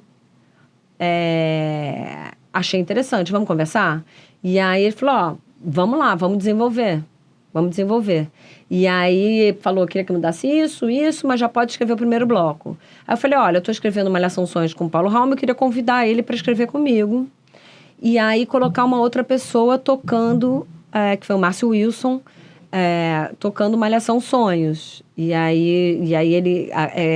E qual era essa sinopse? Com a Cláudia Sardinha. Hã? Qual era a sinopse? Era o Totalmente Mais. Ah, Totalmente Mais. E aí ele topou, e aí... O Márcio Wilson entrou para a equipe de Malhação Sonhos, e aí ele passou a fazer a redação final, escaleta, tudo isso. E a gente começou a escrever Totalmente Mais. E aí, automaticamente, aí essa equipe foi dando certo e foi fazendo uma sequência na D7. Vai mudando, né? Mas sempre assim. Totalmente Mais. Aí eu escrevi a sinopse, eu chamei o PP para escrever. Aí, entre Totalmente Mais e Bom Sucesso, a gente entregou várias sinopses. E todas foram para a gaveta. Acontece. E aí, num rompante, eu, por causa da Bienal do Livro, eu tive a ideia de Bom Sucesso. E aí porque... Que tinha a temática do livro, né? Tinha as editoras. E aí foi uma sinopse que eu escrevi num fim de semana. E aí eu dei para essa minha amiga ler, que é a Mariana Zahari, ela falou, olha, eu acho que temos uma novela. E aí eu entreguei, o Silvio de Abreu falou, temos uma novela. Agora sim. Aí eu liguei, PP, lembra que essa foi a que entrou. Você quer escrever? Ele, tá bom, vamos. E aí a gente escreveu junto, Bom Sucesso. Quando você fala assim, entre uma novela e outra, entreguei várias sinopses. Eu e PP, né? A gente fez várias que não entraram. Você fica criando o tempo todo, são coisas que vão vindo automaticamente ou você vai... Não, é consequência, né? Você acaba uma novela, você quer escrever outra novela, você precisa entregar essa sinopse. Você tem essa compulsão disso? Porque tem gente que a gente fala assim, eu quero descansar um tempo. Não, eu quero descansar um tempo, mas depois do descanso, depois das férias, é o nosso trabalho. Né? Ser uma líder feminina tão eficaz, com tantos bons resultados, é difícil ainda hoje? Olha, a gente vive numa sociedade com, eu falei, né, com várias intolerâncias, e uma delas, claro, o machismo é estrutural. Então, sim, faz parte da minha trajetória, minha jornada no audiovisual. Mas eu me sinto hoje muito segura onde eu tô e muito feliz onde eu tô na empresa, onde eu tô fazendo o que eu gosto, sabe? Acho que me sinto respeitada, me sinto, enfim, né? Eu tenho chefes que eu gosto, estou num lugar que me escutam, então eu estou num momento que eu acho muito bacana. Mas se eu olho para trás e olho em outros momentos, e desde reuniões em que o que ela quer dizer é aqui, sabe? Ou benzinho onde eu coloco a câmera, mas quando eu olho para trás, eu enxergo as dificuldades desse caminho. E outro dia, até conversando com outras diretoras, né? Quando eu converso, sei lá, com a Suzana Lira, da minha geração, com a Cris D'Amato, assim, a gente tem 1000 histórias para contar, sabe? Cris D'Amato. Nossa, amo as duas e sou muito fã das duas. E todas nós temos muitas histórias para contar, sabe? Mas hoje eu me sinto... segura não é a palavra certa, porque eu sou uma pessoa extremamente insegura, síndrome do impostor. Acho que isso me mantém real. Isso me mantém real, me mantém no mundo real também. Imagina se eu achasse que tudo que eu... Isso, né? Imagina, tô certa sempre? Não sei o que é. Não sei. E eu acho que essa insegurança é boa. Tudo bem, síndrome do impostor é um saco, né? Você fala novela das 9, claro que dá uma tremida, mas, né, um desafio. Mas eu acho legal você falar, porque a Thalita Rebouças confessou aqui que ela teve a síndrome da impostora. Mas tem que... Você já teve? Não, sempre tenho, ela tá sempre lá, ela tá sempre ali, ela tem sono leve, a síndrome, sabe? Mas essa insegurança faz eu ser permeável, faz eu me questionar, faz eu me perguntar se eu tô certa, faz eu me perguntar se eu tô no caminho certo, faz eu me perguntar se eu tô sendo preconceituosa, faz eu me perguntar se essa história é uma história legal de contar. Manter o pé no chão, né? Manter o pé no chão. Mas uma coisa que eu aprendi até com o Zé Lavigne é manter o pé no chão. Mas uma vez que você toma uma decisão, vai, sabe? Vai. Aí, pode mudar de ideia? Pode mudar de ideia, mas, sabe, dá uma... Porque senão você também fica muito... Se perde. Eu fui para a UF nesses dias, como eu falei, e eu falei para os alunos uma coisa que eu não era a pessoa mais brilhante da minha turma. Não mesmo. Tinha alunos muito brilhantes na UF, até porque era difícil entrar. Tinham pessoas incríveis na UF. Eu lembro que, sei lá, 2 mulheres, 8 homens, era uma coisa meio... Mas pessoas brilhantes que ficaram pelo caminho porque não conseguiam abrir mão da sua ideia brilhante. Ou achavam que tinham que fazer o filme da vida naquele primeiro curta. E nem todo mundo tem alma de realizador, não. Você tem uma alma de realização. Não basta só criar. Você sabe criar muito bem, mas você sabe realizar, você entende dos processos. Tem muito autor que fica perdido na criação só. Porque eu acho que tem um lado aí que você tem que ser muito pragmático e saber... Tem que ser pragmático. E saber... Onde que você vai abrir mão? Onde você vai seguir? E como convencer outras pessoas a te ajudar a contar aquela ideia, o teu sabe? sonho, né? Você fez Tainá e fez Plútio Fantasminha. Eu amo esses filmes.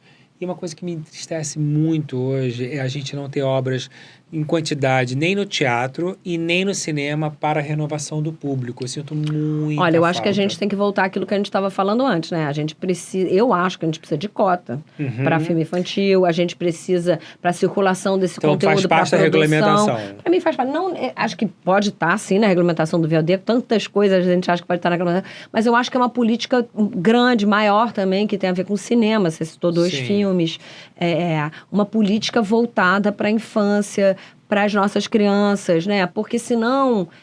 outro dia, conversando com a Flávia Lins, que é uma incansável... Encontrei a Flávia Lins em Portugal. Que é uma incansável, né, contadora de histórias para o público vitoriosa infantil. De 22 temporadas de DPA. Falando que a gente tem que batalhar hoje pelas histórias, porque senão fica só o interativo da internet, das redes. Brinca comigo.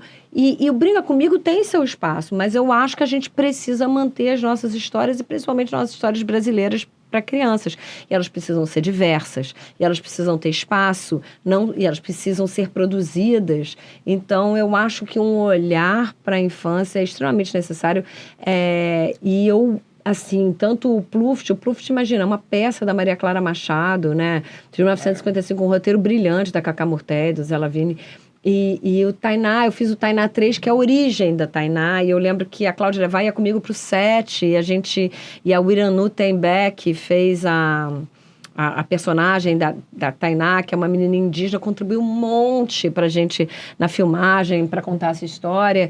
E foi um filme, sim, que foi visto por muita gente, que ainda é visto no streaming, passou Sessão da Tarde, essas também, coisas né? todas. Pluft também passou de forma vitoriosa no fim de semana, sabe? Passou no streaming também. Foi visto, mas eu acho que merecia esse olhar e uma circulação ainda maior. Temos que ter uma A gente política. sofreu muito com horário de sala, com conseguir marcar sala, conseguir... Não foi fácil, sabe? E Os a gente horários. tá vendo que tem uma carência imensa desse E conversando com outros realizadores de filmes infantis, sei lá, o André Pérez, tal, ele também teve a mesma dificuldade de horário, de distribuição, Então, acho que isso é política pública, sim, sabe? E acho que é de extrema importância a gente pensar nesse... Para mim, o cinema infantil é uma paixão. Eu adoro. Eu tenho um projeto até com a Flávia Lins de cinema, de mais um filme infantil, assim. E ela tem uma carreira de sucesso também no cinema, né? Fora a televisão, ela conseguiu. Não, ela é uma ali. craque. Ela é uma craque. Você, quando abriu a tua produtora, você é sócia da Clélia, né? Sim, eu sou da Record, não sou mais sócia, mas meus filmes são feitos com a Record. Eu tenho uma grande parceria, porque foi uma produtora que eu fundei, junto com outros três... Lembra que eu falei do coletivo? Lembro. A Record nasceu desse coletivo. Aí depois os outros cineastas, né, que era Luiz Vidal, Eduardo Weissman, Vinícius Reis, foram seguir suas próprias carreiras, e aí a Clélia entrou e a gente tem essa grande parceria que nasceu no Veja Essa Canção. A Clélia trabalhava na Mapa Filmes. Um dos roteiros, o Drão do Veja Essa Canção, é meu e da Fabiana Egregias, e a gente pediu pro KKK, por favor, agora que a gente fez o roteiro, a gente quer ver você filmar. Ele falou, o que você quer fazer? Direção. Ele, tá, você faz elenco. O que você quer fazer lá? Arte? Tá, você é contra a regra. E aí a gente... Que maravilha. Então, fazendo o elenco pro Veja Essa Canção, meu primeiro e último... Minha primeira e última produção... Você fez elenco mesmo? Escolheu produção de elenco. Olha. Não, quem escolheu foi o Kaká, mas eu levantei elenco, pedi... Administrou... tudo isso. E aí, elenco, figuração, tudo era eu. E aí... E foi como eu conheci a Clélia. E aí, lá, né, na Mapa, eu ficava, Clélia, eu tenho um roteiro. Ela leu, cara, vamos fazer. Que aí nasceu Como Ser Solteiro. E eu vendo o filme da Câncer com Acidente Virgem, né, tem uma coisa que me fascina muito. É claro, a Suzana está muito bem como protagonista. As duas são minhas, duas atrizes que eu amo. Mas, especificamente falando, o que você te extraiu da Fabiana Carla? Eu considero o melhor trabalho da Fabiana no cinema e considero um turning point onde ela conseguiu mostrar uma nova tessitura de atriz. Como é que você enxergou? Eu sei que a Suzana indicou a Fabiana, que ela gosta muito, se eu não me engano. Eu acho que foi uma coisa conjunta. Todo mundo gosta muito da Fabiana. E eu já tinha visto a Fabiana num filme... No Palhaço? Não, do Luiz Henrique Rios, que eu vi... Ela não fez um filme que é uma adaptação do... Ela fez A Máquina... Ela não fez... Ela tem um filme que eu já tinha visto. Eu falei Luiz Henrique Rios, ela fez um filme... Alguma coisa com ele, ou foi uma novela. Alguma coisa que eu vi, acho que um filme... Que ela fazia uma dona de um bar. Daqui a pouco, alguém tá aí googlando pra gente, sei lá. Karina Boscaia. Mas eu sabia que ela sabia fazer outra coisa. Claro que eu vi o Palhaço também. Falei assim, eu sabia que ela tinha latitude como atriz, sabe? Então, quando o nome dela surgiu, eu falei, eu sei que ela faz drama. Eu sei que ela vai fazer a leveza, mas eu sei que ela é uma atriz completa e que ela tem esse arco, né? Que a personagem pede, ela vai saber dar. E ela é uma atriz no set... Com muito entendimento, sabe? Numa conversa ela entendia. Aquela respiração meio... Impressionante. Ela trouxe aquela... Ela falou assim, olha, já entendi. Isso aqui, assim. E também a gradação. E a gente tinha um retorno muito rápido. Agora, você me falou, me corrija se eu estiver errado, que você não usa preparador de elenco. Depende. No caso deste filme, não, porque... É um filme, a Suzana Pires, né, que é roteirista, ela teve uma hora que ela falou assim, não sou mais roteirista, sou atriz, ótimo. Este filme é um filme de grandes atrizes. A gente falou da Suzana, da Carla, da Marieta, da Natália, né, que eu falava jovem, né, gigante. 4 atrizes maravilhosas. Então... E toda, né, em volta, Carla Cristina, todo mundo que estava ali, Maria Gal que faz todo mundo, mulheres, Então, Júlia Conrad, eu posso ir indo, né? Mas eu sabia que essa era a grande coisa do filme. E eu me reunia com todo mundo e falei, gente, é isso. a direção de atriz é o mais importante, assim como o Descontrole também. Descontrole é um filme... Você também não usou, né? Não usei, porque é um filme... Ainda mais, estava eu e Carol Mas você Minei. sabe que eu acho que hoje só conheço exemplo, você que não usa. Mas Tainá, o Cláudio Barros fez um trabalho maravilhoso com aquelas crianças. Mas eu queria que você explicasse esse método, assim, porque você está dirigindo a cena. E e também no Descontrole, as crianças, o Hayut fez um trabalho lindo também. Das crianças. Criança tem que ter. Tem que ter. Porque a criança precisa chegar em cena, saber o que é, de onde veio, para onde vai, sabe? Mas você constrói a personagem com o ator durante o processo de ensaio, antes de filmar? Ensaio. Você tem Ensaio, muita conversa. Tá. Conversa de mesa, às vezes. Olha, aqui. Ensaio. Por que ensaio é importante? Às vezes o ensaio é na mesa, às vezes é em pé, às vezes a gente fala assim, acho que um corpo aqui era legal, sabe? Por exemplo, a Dani Visco fez agora no Descontrole e a Juliana Mesiati Trabalho de corpo, né? Porque assim, ó, tá vendo? Aqui eu acho que... Suzy, eu acho que você tem que, sabe, ter alguma coisa aí atrás, mas eu acho que tem uma coisa que dirigir é tão bom, dirigir ator é tão bom, é tão legal, sabe? A Irene me falou uma coisa que você deixa o ator muito à vontade. Isso eu aprendi no teatro. Foi? Dirigindo com teatro. Com Eu Te Amo. Dirigindo teatro. Porque teatro é o reino do ator, né? É o reino do ator, é a casa-mãe. E você tem que convencer o ator da sua ideia, mas o ator vai dar outra ideia. E no final das contas o poder está com o ator, vai fazer o que quiser naquele palco. Então, o teatro me ensinou, sabe? E o Eu Te Amo, primeiro foi a Juliana Martins com o André Gonçalves, depois veio Alexandre Borges, depois veio Sérgio, depois... Então, foram tantas montagens e eu fui vendo como que o ator propõe é importante. E o que a atriz propõe é importante. E aí eu comecei a entender que essa troca é mais legal do que eu impor alguma coisa. E que o frescor, a novidade, o que aquele ator ou atriz nunca fez, pode surgir dessa troca, do ensaio. Sim. Então, não é que não tem preparação de elenco. Tem, mas... ela tem dentro do teu método, da tua forma de dirigir. Porque hoje tem coisas muito específicas. Agora, se for um outro, depende do filme, entende? Mas te incomoda um preparador, por exemplo, te dar uma proposta de encenação? Isso pode acontecer, se tiver. Eu não tenho nada contra ter um preparador de elenco. Acho que depende do filme. Se é um filme que demanda... Teus dois se é um filme que demanda... É tempo. Preparação é tempo. Eu bato nessa tecla porque os atores estão tão bem dirigidos no teu filme. Por exemplo, Carolina Dickman no Descontrole. É um primor o trabalho. Mas a Carolina trouxe tanta coisa pra gente, sabe? Pra mim, pra outra Carol, pra Carol Minei, né? A Carol trazia coisas muito importantes no set. Ela foi muito feliz. E ela ela responde muito bem, né? Eu lembro que teve uma cena que era a Carol com a Irene e com o Daniel, que ela fez a cena, ela fez bem, eu tava olhando assim, aí o Daniel veio do meu lado falando assim, ela pode mais. E aí eu entendi o que estava me incomodando. Eu falei, Carol, cara, eu acho que pensa, ela não conseguiu parar pelos filhos dela, sabe? Ela não conseguiu. E aí ela dá mais, sabe? E a Carol responde muito bem a direção, e a Carol tem um frescor, uma presença e um... Meu Deus, assim... Trabalho brilhante. Ela é tudo ela, e ela tem uma entrega... Eu acho que, assim, ela não... mas eu posso falar isso da Suzana Pires também, da Fabiana Carlos, todas essas mulheres, eu tenho que dar segurança para esse elenco poder se expor. Porque quando você chora, quando você ri, quando você está lá em cena, você está se expondo ali. Uhum. Porque você está se expondo não só para aquela câmera, porque você tem noção das pessoas que estão ali, da direção, do não sei o quê, do foco. Né? Então, eu preciso dar segurança para essas pessoas se jogarem ali sem medo. Porque eu vou segurar elas. Não vou deixar ter nada ruim. Não vou deixar elas se sentirem depois.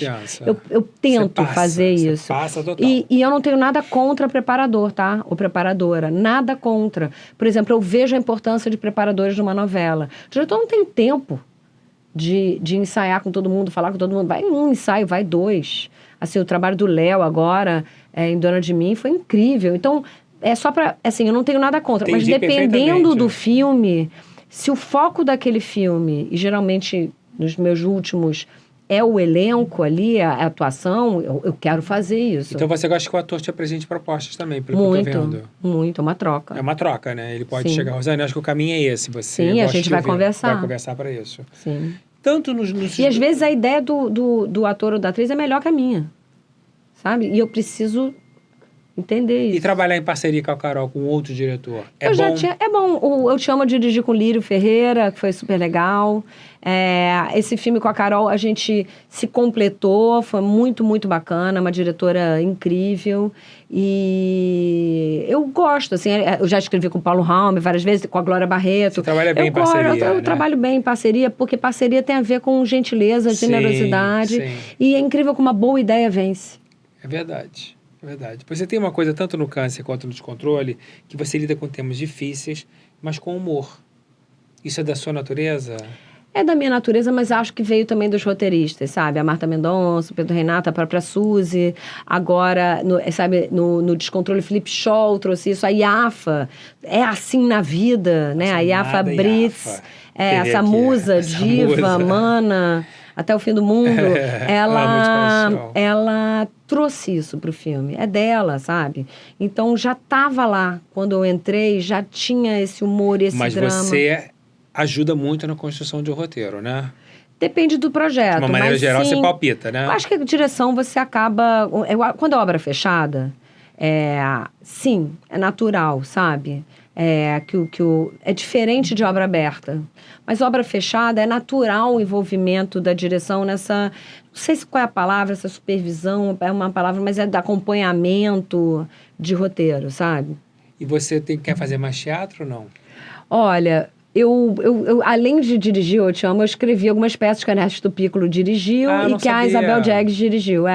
Então, o Ernesto Piccolo dirigiu O Pacto das Três Meninas, até com a Rosa Marinho, Rosa Maria Murtinho, ela fazia com a Camila Amado, a Marli Bonha. E dirigiu também o Mais Uma Vez Amor, o Neco dirigiu. E a Isabel Jags dirigiu Anjos Urbanos. Então, você escreveu bastante para teatro. Foram inspirações assim do nada ou foram encomendas? Não, o Neco, a gente era... O Ernesto Neco, até que fez o Como Ser Solteiro, ele era o síndico do meu prédio. Então a gente se encontrava muito, conversava muito, faz teatro, escreve teatro. E aí a gente... foi uma peça, assim, que a gente fez várias leituras, assim, no apartamento, sabe? E então... E o Eu Te Amo foi um convite da Juliana Martins, assim, que é uma empreendedora. A Juliana eu acho muito legal. Ela corre atrás. Ela é muito talentosa, como atriz e como produtora em cavar espaço, sabe? É muito legal o que ela faz com ela. Ela investe nela de uma maneira muito sábia, que eu acho que todo ator tem que fazer, assim, empreender. Tem que empreender. Você foi atriz em algum momento da vida? Não, nunca. Fui bailarina. Você foi bailarina? Minha carteira de trabalho, cheguei a ter carteirinha e tudo. Minha carteira de trabalho é atriz bailarina. Porque na época, né, eu tenho até carteirinha, sei lá, tem que achar dessa TED. Mas eu era de um grupo de dança. E aí eu dançava... Mas não balé clássico, né? Não, moderno. Mas eu fiz balé clássico, fiz tudo. E aí quando eu entrei pra UF, eu larguei. Você tem as séries na Globoplay, que é Vicky e o Sangue... Vicky a Musa. E o Vermelho Sangue. Vermelho Sangue. Esses projetos, quando nascem, eles nascem por encomenda ou nascem de você? Varia. O Vicky a Musa foi uma conversa com a Flávia do Gloob, que falou, olha, a gente está procurando um musical, a gente está querendo... Flávia Costa, a gente está buscando... E a Tatiana Costa também. E a gente está buscando um musical, você tem alguma ideia? Eu sempre falo, sim, tenho. E aí, vi que é a musa. E Vermelho Sangue também, né? Na época, o Globoplay, na época do Eric Bretas, o Globoplay tinha muitos conteúdos voltados para esse público. The Original, Vampire Diaries. E ele começou a observar que tinha um público para esse conteúdo.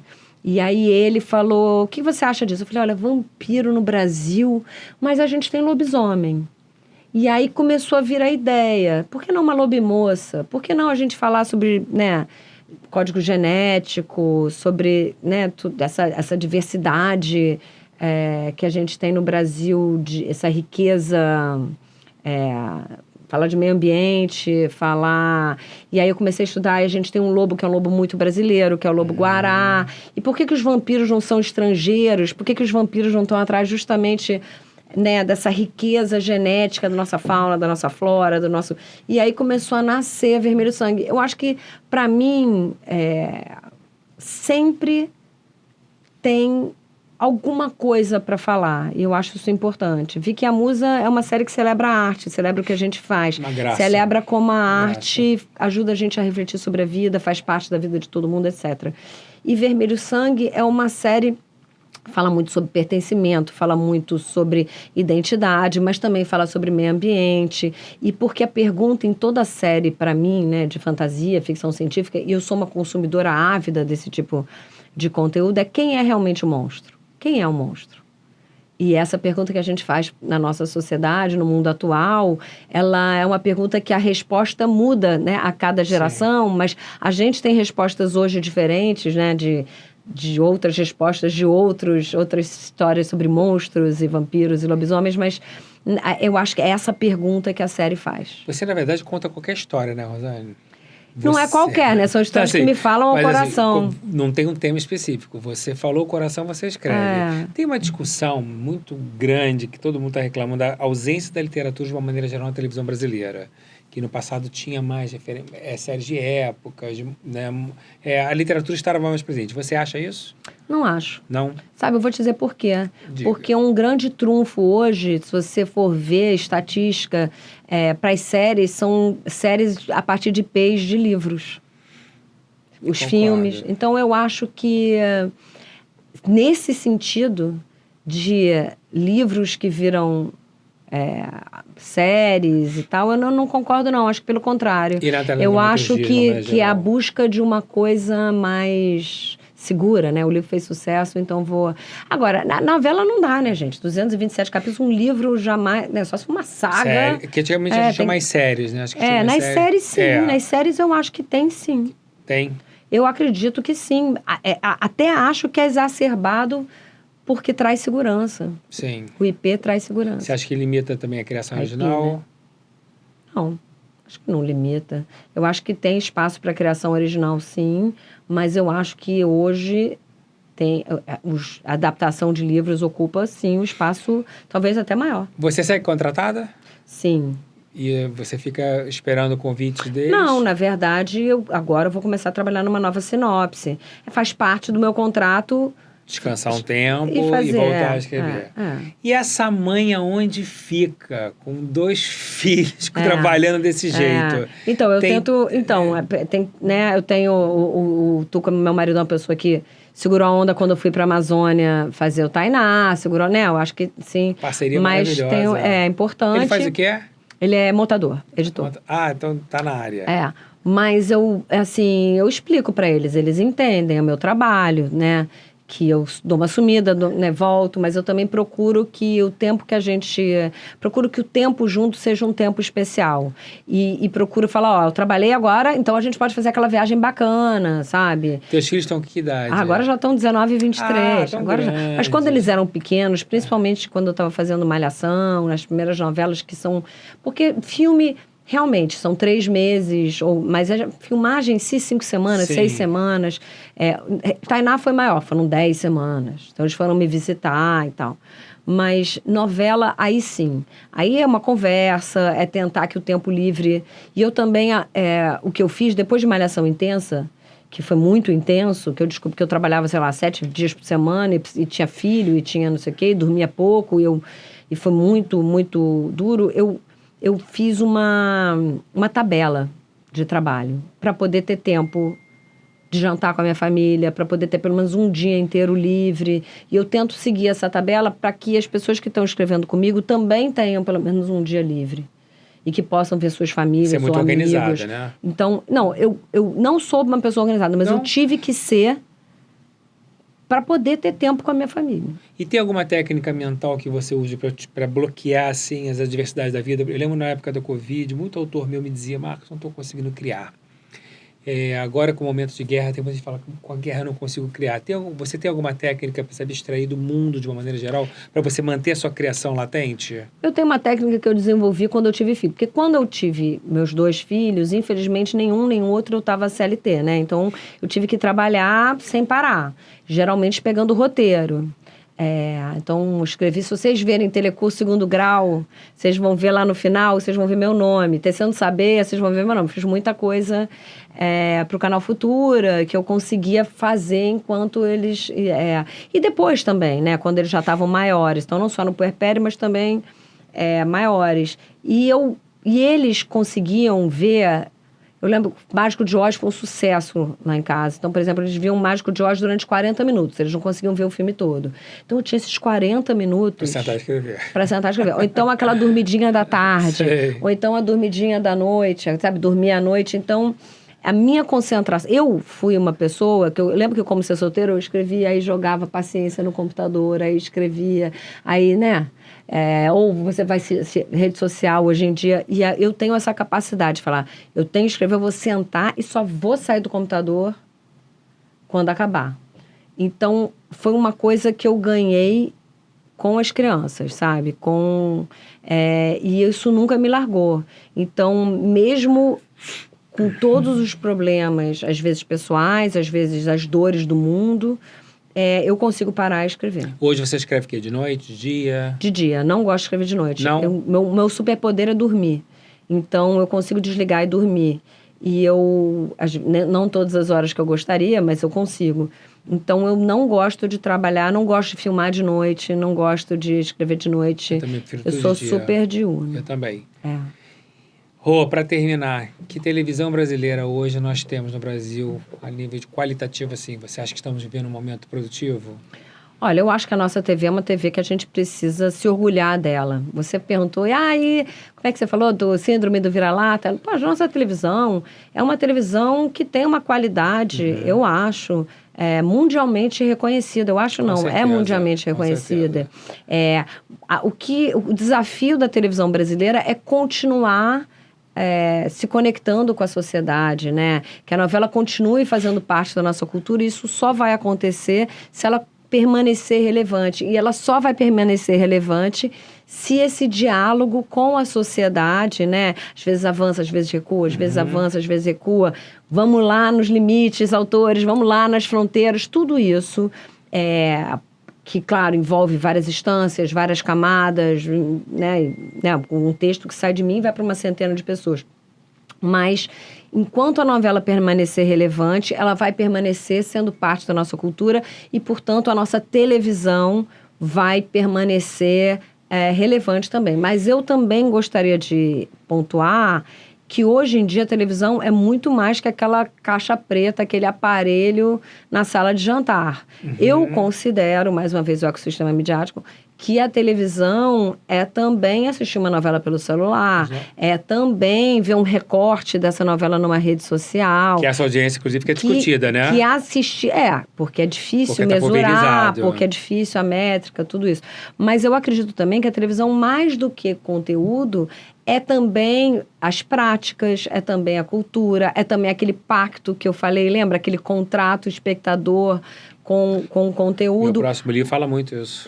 A televisão, a gente precisa ampliar esse conceito do que é televisão hoje, sabe? Porque quando você me perguntou o que você acha da televisão hoje, você estava falando de conteúdo. Então, eu queria dizer que, para mim, televisão é mais do que conteúdo. E essa ideia, essa palavra que o Felipe Montes, que foi meu orientador, que cunhou e que eu acho muito importante, espectatorialidade são todas as formas de assistir, mas que também tem a ver como aquele conteúdo bate em você, como você interpreta aquele texto, como essa espectatorialidade em transformação também transforma o que a gente entende como televisão. Maravilhoso. Muito obrigado. Obrigada a você. Eu falei um monte, né? Nossa, é maravilhosa. Eu ficaria com você aqui mais 3 horas. Uma aula. Nossa, não, obrigada por abrir esse espaço. Obrigada por essa sua paixão incansável pela arte, pelo que a gente faz. Elis Vasmes me deu a honra de fazer o prefácio do meu próximo livro, do Projeto Arteon. Muito obrigado. Imagina. Obrigada a você. Avante, Até a próxima, frente, né? como diz Tony Ramos, em frente. Em frente. Aprendi com ele essa. E parabéns, tá? Obrigado, de coração.